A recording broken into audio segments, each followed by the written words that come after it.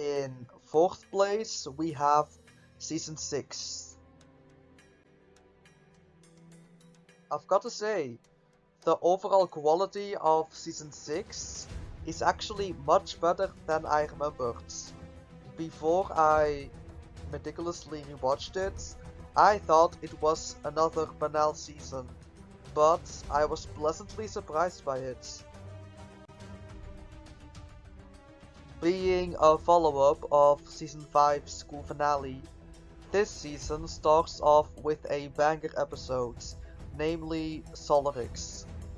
Full Meta Chagrik was epic, and the greatest episode here is Night Family. The vibes that episode gives are phenomenal, and unlike any episode not just in the recent seasons of Rick and Morty, but in all of them. Rick, More to Well Lived wasn't as brilliant, but I still consider it quite solid. Now yes, every season since the fourth one has its fair share of kind of dull average episodes, with this one being no exception. Jurassic Mort and Analyze Biz are examples of episodes that were pretty mediocre, but it's not the worst thing in the world. However, this season contains one low dot, and that is Basic Twinstinct.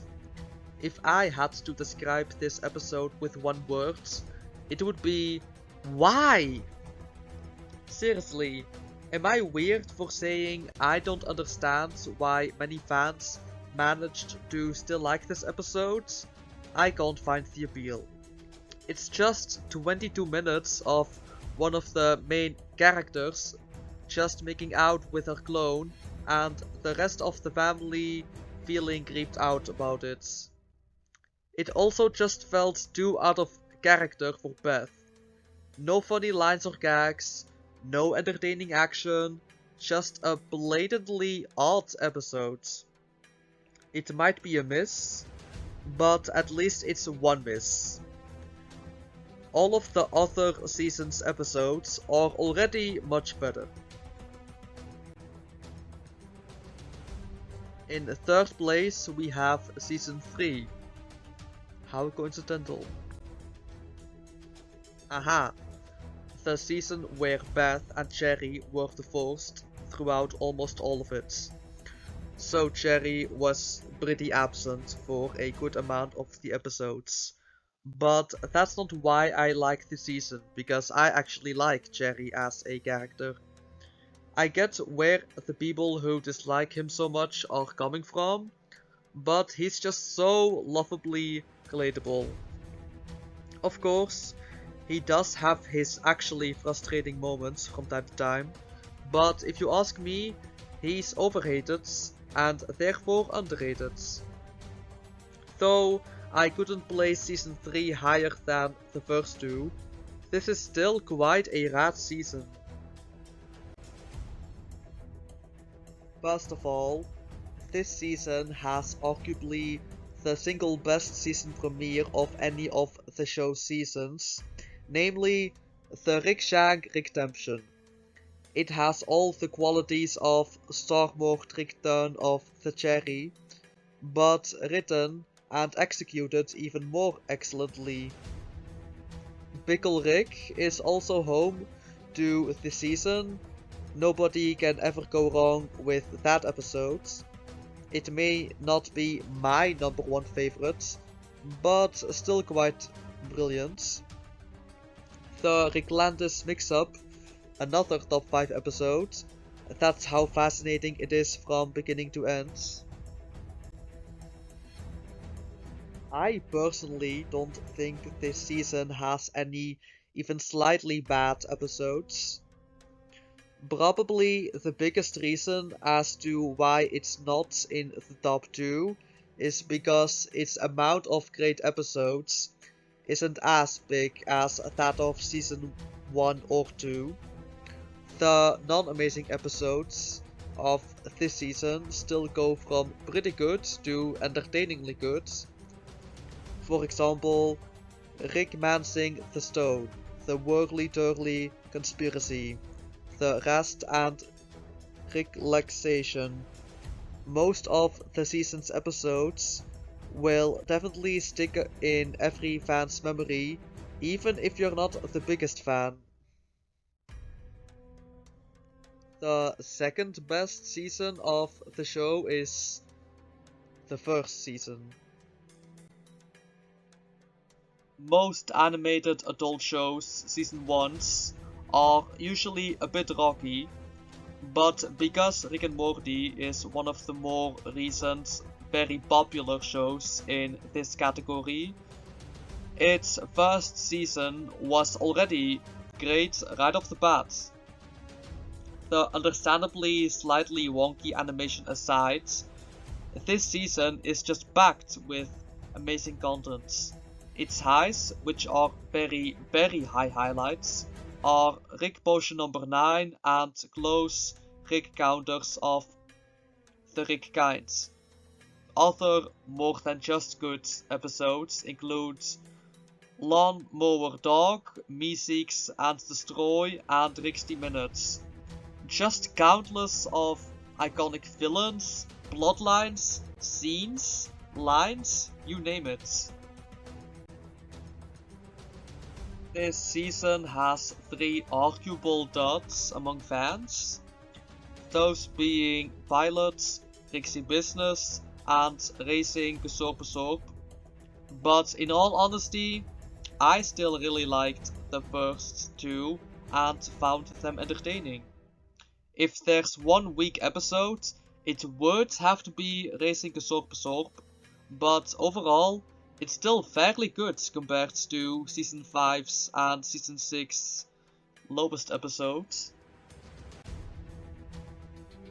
Honestly, if Season 1 were just one short miniseries, it'd already be very uniquely amazing on its own, as every single episode has at least many, if not very many parts that I enjoyed and remember fondly. But there is one more season of this show that's even more dazzling. You already know which one it is by now, so let's get right to it. And the best season of Rick and Morty is Season 2. Where to start with Season 2? The charm that this season has is simply unmatched with any other. This season just has the most amount of great episodes. Even more than Season 1, a season that actually has one episode more than this one.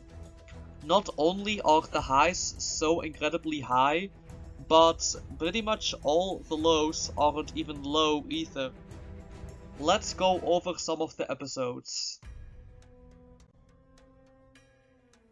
All of these following episodes alone are already at least S tier. Morty Night Run, Total Recall, Look Who's Perching Now, The Wedding Squanchers, and my personal favorite, The Ricks Must Be Crazy. All these episodes are amazing classics in their own very uniquely creative ways. Some of these are my most rewatched Rick and Morty episodes of all time. Every single other episode, outside of perhaps one little exception, would still absolutely belong in A tier, whether it's low or high A tier. It's just magnificence after magnificence. Virtually everything about this specific season encapsulates everything right about why we adore Rick and Morty in the first place. About that one little exception though. You might have instantly known it was going to be Interdimensional Cable 2 Tempting Fate. Then again, you might not have. Regardless, yes, it's this episode. This episode is almost out of place for how glorious Literally, all the rest of the season is... yeah, I'm not too sure how to feel about the Cherry and his penis plots. It's really bizarre for probably anyone's tastes. Penis humor is done all the time in these kinds of adult shows, and much of the time I find it funny, but here it's just not done in that much of a comedic way. The TV plot was pretty enjoyable still. It was almost clearly meant to be not as good as the one in 60 Minutes, but still decent for what it was worth. But the 9 other episodes outweigh this one by a huge landslide. In conclusion, though not what it once used to be, Rick and Morty is still an immensely beloved show to this day, and for good reason. It's hilarious, it's crazily rewatchable, it's got timeless characters, whether they're the main casts, recurring side characters like the President, Bird Person, Mr. Poopy Butthole, etc., or even one-time characters like the Cromulants, Snuffles, Seep, etc. Shows like The Simpsons and Family Guy pretty much lost most of their charming magic a long time ago in their run, while South Park is still very watchable nowadays and managed to maintain its state-of-the-art quality for, in my opinion, 8 seasons straight. Its modern seasons are still elegant, just to an agreeable lesser extent than what it was in its mid-series. Rick and Morty did also fall off sooner or later, as most of its best seasons are in the first half of the series. But I'm still more than happy to see what Rick and Morty will have to offer in future seasons, as that's how much the show has made and still is making me invested in continuing to watch it after all these years. As aware as I am of its flaws, I am proud to call myself a big fan of it. Thanks for watching!